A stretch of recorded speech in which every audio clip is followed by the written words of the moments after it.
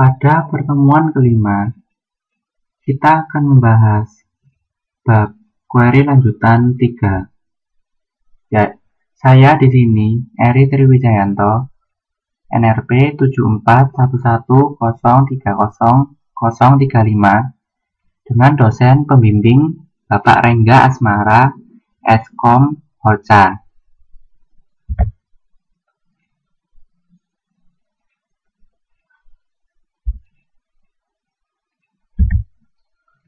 Nah, tujuan pembelajaran pada pertemuan kali ini yaitu pertemuan kelima, yaitu pertama, mengenal ekspresi skalar subquery, memecahkan korelasi subquery.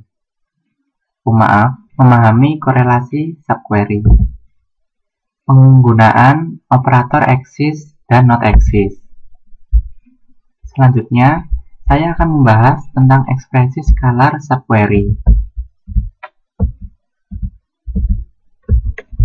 Nah, di sini skalar subquery adalah subquery yang mengembalikan tepat satu nilai kolom dari satu baris. Skalar subquery dapat digunakan di bagian kondisi dan ekspresi dari decode dan case, dan semua klausa dari select kecuali group by. Nah, di sini saya akan memberikan contoh ekspresi case pada skalar subquery.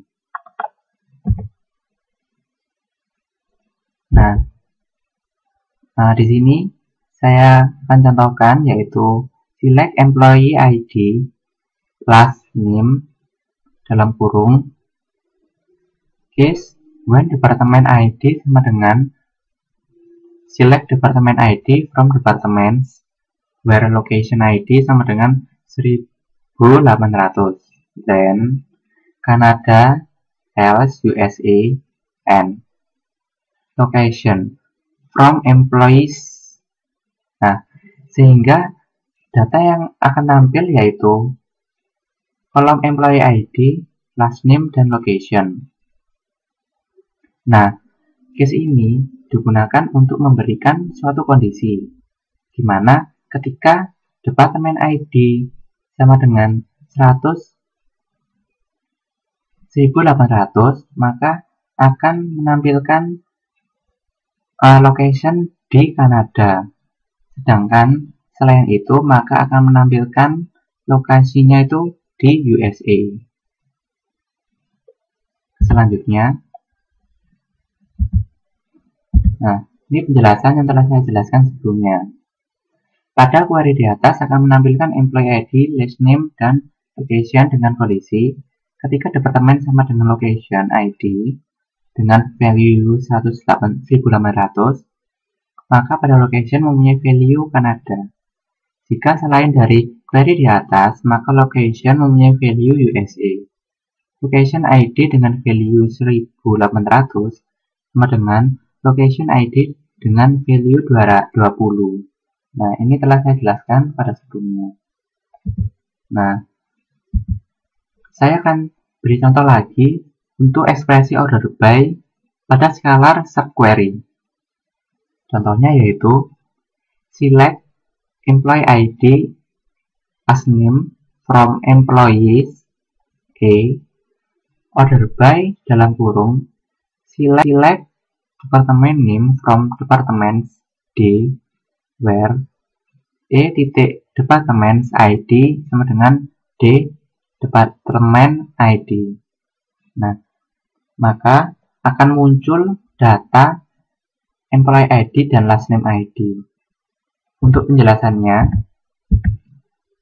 pada query sebelumnya akan menampilkan employee ID dan last name dengan kondisi department name diurutkan, akan tetapi tidak ditampilkan pada value employee yang mempunyai departemen.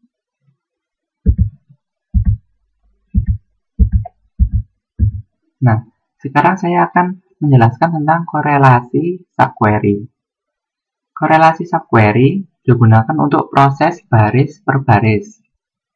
Masing-masing subquery dieksekusi setelah setiap baris setelah query paling luar. Suatu query disebut berkorelasi dengan subquery ketika kedua query dalam dan query luar saling bergantung.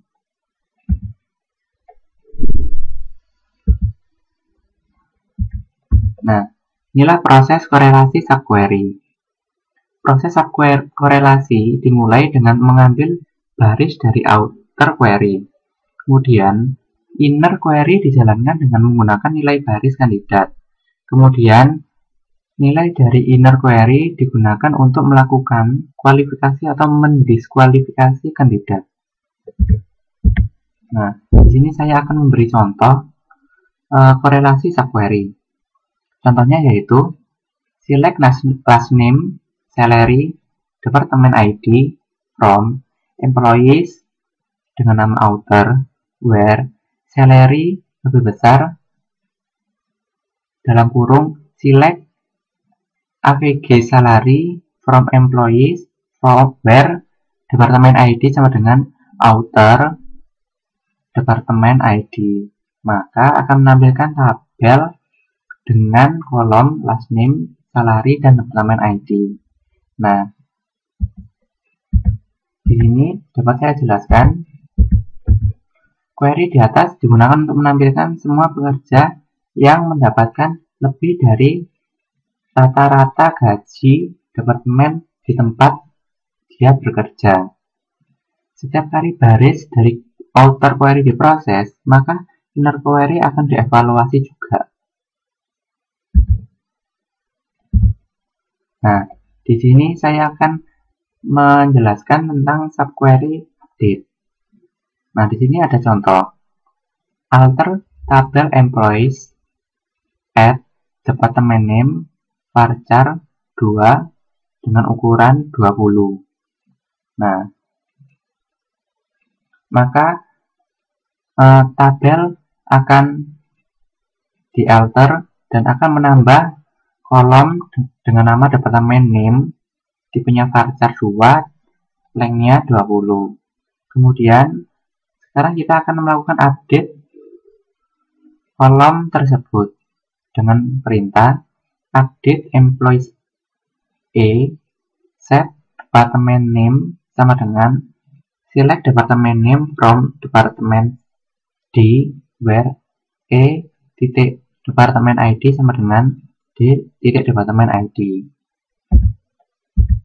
Nah, di sini dapat saya jelaskan SQL tersebut itu untuk melakukan denormalisasi pada tabel employees dengan menambahkan satu kolom pada tabel tersebut untuk menyimpan nama departemen. Nah, tabel employees akan diupdate di mana departemen yang dimiliki employee merupakan departemen yang ada di tabel departemen.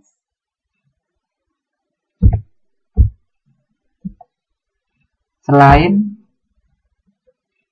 korelasi subquery untuk update, juga ada korelasi subquery untuk delete.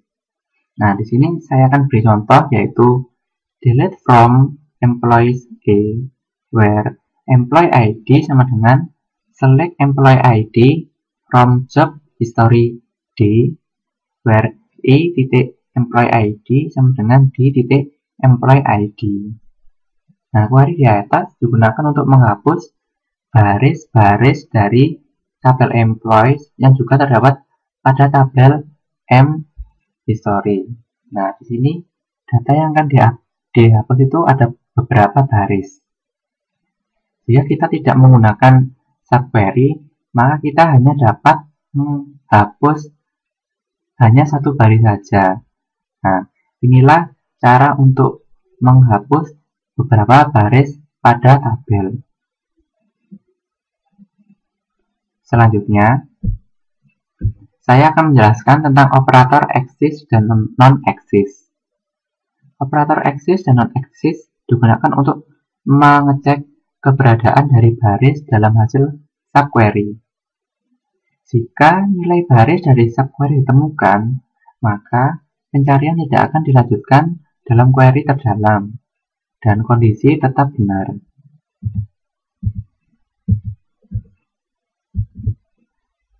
Nah, jika nilai baris dari subquery tidak ditemukan, maka kondisi akan salah. Pencarian akan diteruskan sampai pada query paling dalam.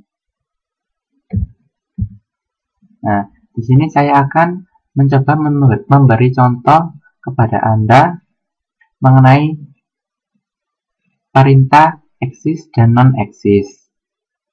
Nah, di sini contohnya yaitu select employee ID, last name, job ID, department ID from employees author where exist select dalam petik 1x from employees where manager ID sama dengan author titik employee ID, maka akan menampilkan satu tabel hasil query dengan kolom employee ID, last name, job ID, dan department ID.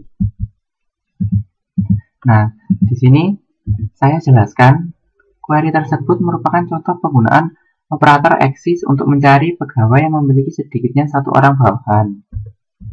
Nah, di sini proses pengecekan itu akan tampil pada perintah exist.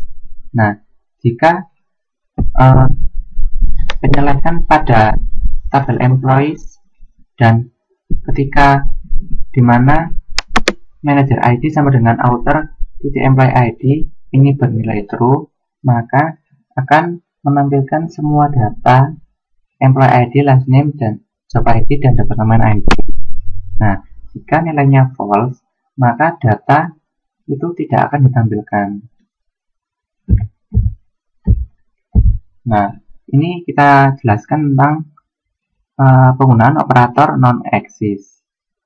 Nah, di sini ini sama seperti operator exist, tetapi perbedaannya yaitu dengan menambahkan statement not sebelum penulisan statement exist. Nah, ini artinya yaitu kebalikan dengan perintah exist yang sebelumnya. Nah, di sini dapat saya jelaskan, query di atas merupakan contoh penggunaan operator not exist untuk menampilkan semua departemen yang tidak mempunyai pegawai. Nah, sekian penjelasan dari pertemuan kelima ini. Terima kasih atas perhatiannya.